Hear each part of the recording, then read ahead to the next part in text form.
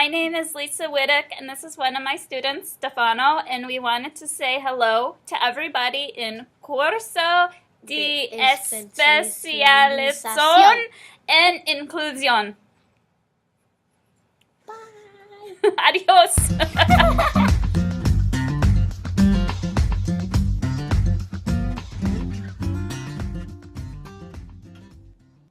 Hi, my name's Lisa Wittek, and I'm an English to Speakers of Other Languages teacher, ESL for short.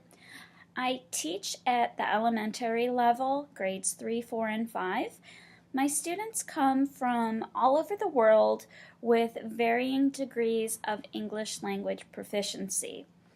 In my class, I utilize the Universal Design for Learning all the time. It makes the most sense. It is research-based. There's a scientific understanding of how and why this methodology works.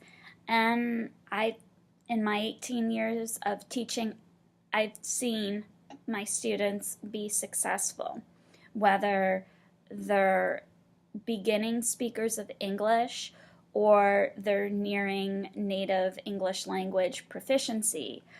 My students are able to be successful in the academic content they are required to be able to learn and demonstrate growth in because of the UDL model.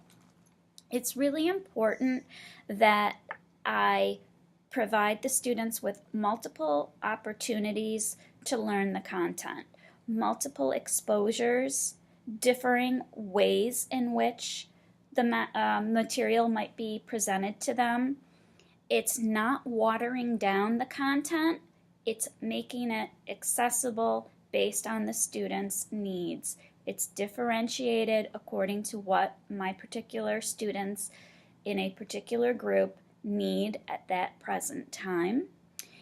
All students know that they are expected to try their best and to participate, but they also know that there are realistic expectations as to what they will be able to do and how they will be able to show me that they are understanding or if they need clarification on a concept.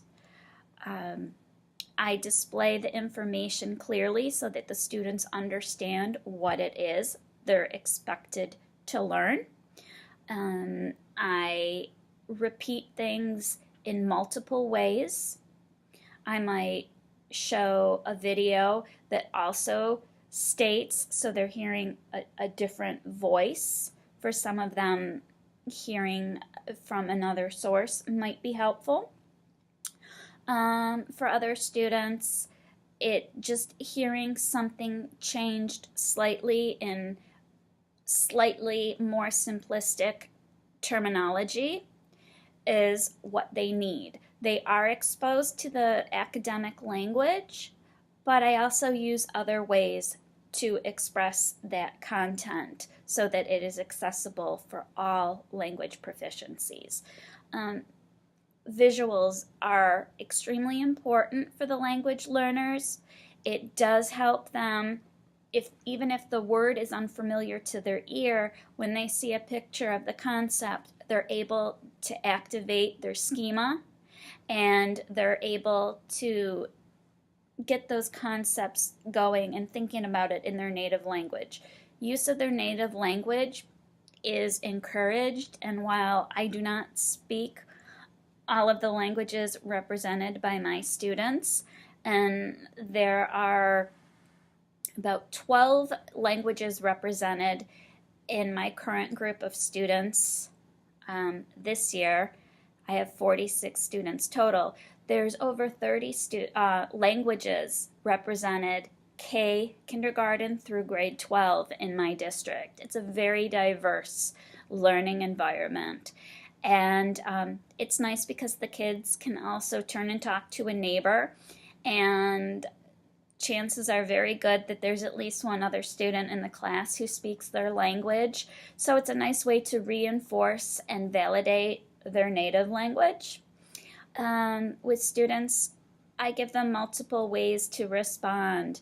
thumbs up, thumbs down, thumbs in the middle. If I'm not quite sure, maybe I have it, maybe I don't. They can write something on a little post-it note for what stuck with them, and then they can post it on an area that I have designated to see what stuck with you today. What did you find interesting? What are you wondering? What did you notice?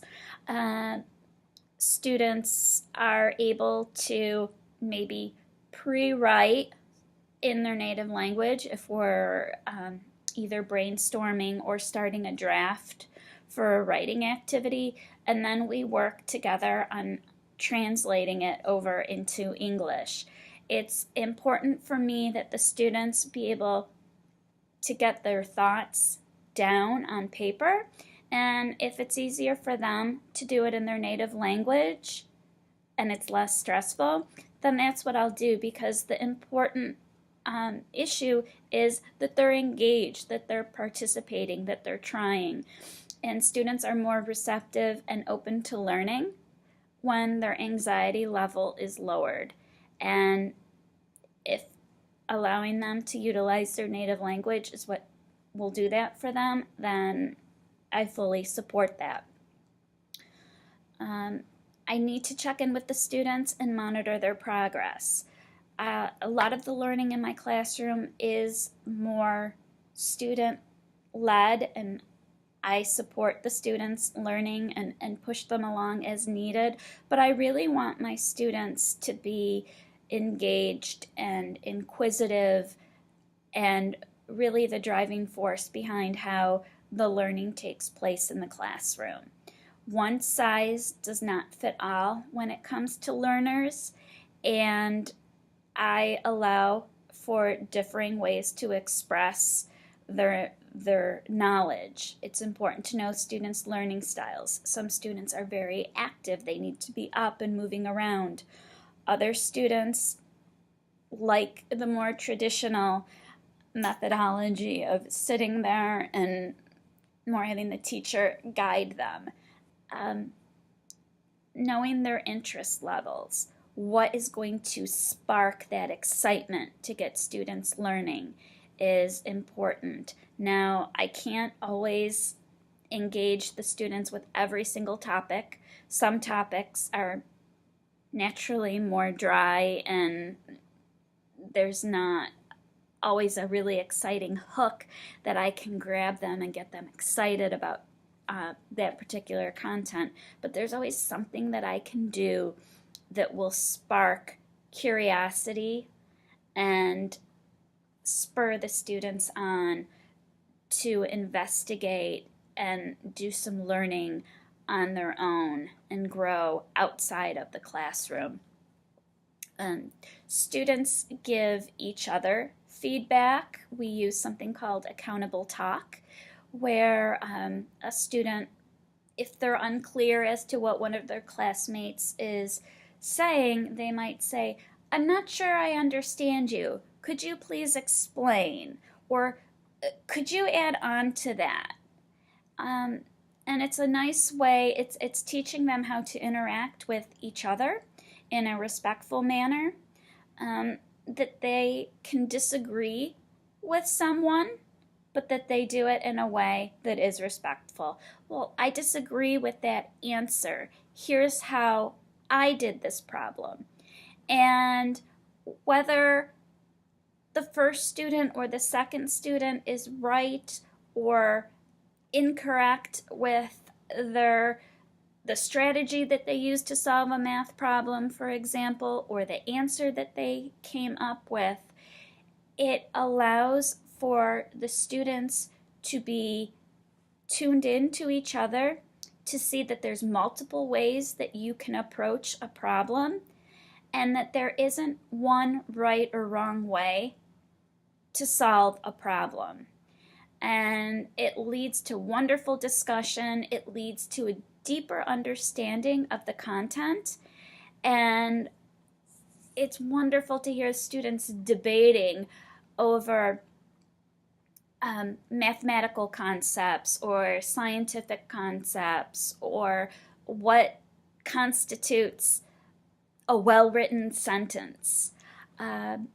Another way that I use UDL in the classroom is that the students set their own goals and what they expect from themselves, and then we discuss, well, is that a realistic goal? How do you know you're going to meet that goal? And then we revisit at the end, say at the end of the week. Were you able to meet your goal? How do you know? What do you think you would do differently? What would you do the same? Having that ongoing dialogue and having the students look at themselves critically as learners is really important. They need to understand what strategies work well for them, what strategies in the past maybe haven't worked for them, and what can they do to further their growth and push themselves as learners. I think it's really important that as an educator, we make the content accessible for our students, and it's our job to know our students as individuals and as learners so that we can do what it is that we love, which is teaching children. Knowing your students is key, and if you know your students and you observe and you listen, you'll be able to get them to move so much farther ahead, and they really do rise to the occasion when given the opportunity. Thank you for giving me the opportunity to talk to you, and I wish you luck as you begin using UDL in your classroom and watching your learners blossom and grow. Bye.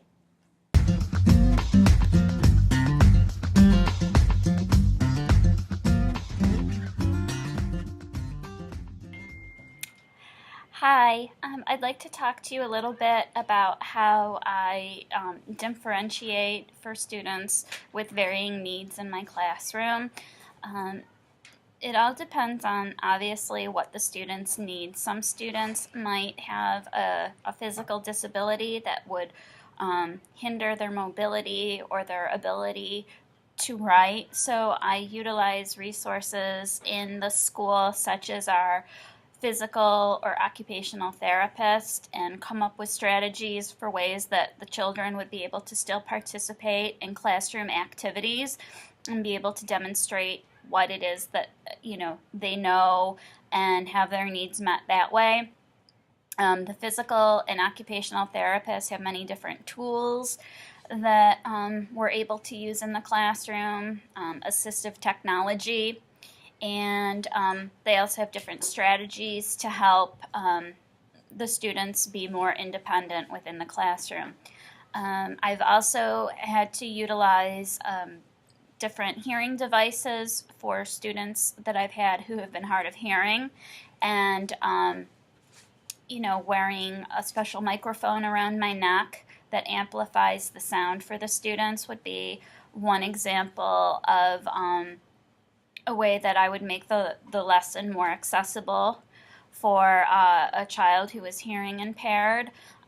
We do have access to a vision teacher for students who are visually impaired and might need things either enlarged, and if a student has another type of learning disability, working closely with our special education teachers to come up with different strategies to help students. Maybe if they have executive functioning difficulties, coming up with checklists or some other ways for the students to be able to prioritize what it is that they need to accomplish and then move on and not be overwhelmed by the task at hand. Obviously, my population does not speak English as their first language, so having access to translators and interpreters, bilingual glossaries, using other electronic translating devices is helpful. for my students to be able to express their needs and any questions or sharing their knowledge. Students also help one another and are great at translating for each other and explaining concepts or articulating needs for a classmate through the native language.